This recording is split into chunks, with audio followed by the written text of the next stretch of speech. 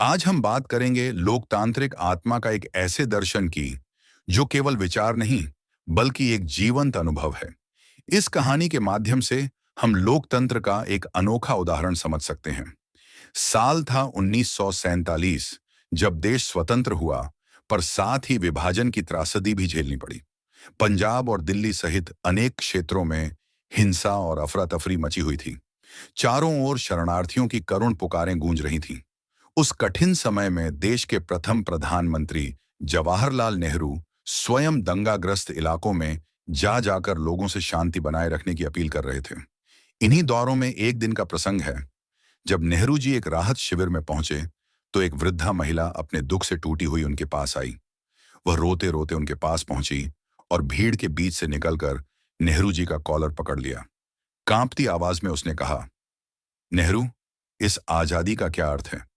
मैंने अपने पति, अपने बच्चों, अपने पूरे परिवार को इस विभाजन में खो दिया। अब बताओ, ये स्वतंत्रता मुझे क्या देगी? क्या मेरे अपने लौट आएंगे? सारा जनसमूह स्तब्ध था। प्रधानमंत्री के सामने इस तरह की पीड़ा, यह साहस सबको मौन कर गया। नेहरू जी ने उस मां के कांपते हाथ थामे और शांत स्वर में कहा, मां जी, मैं आपके दुख की गहराई को समझ सकता हूं। आपने जो खोया है उसकी भरपाई कोई नहीं कर सकता। पर सोचिए, एक समय था जब आम आदमी सत्ता के सामने सिर झुकाए बिना खड़ा नहीं हो सकता था। और आज यही स्वतंत्रता है, जहां आप सत्ता से आंख मिलाकर बात कर सकती हैं, सवाल पूछ सकती हैं, यहां तक कि सत्ता में बैठे व्यक्ति का कॉलर पकड़कर भी जवाब मांग सकती हैं।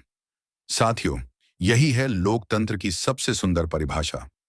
लोकतंत्र सिर्फ वोट देने का अधिकार नहीं, यह वह भावना है जो हर नागरिक को यह शक्ति देती है कि वह अन्याय के खिलाफ बोल सके, सत्ता से प्रश्न कर सके और सत्ताधारी को यह याद दिला सके कि वह राजा नहीं, सेवक है।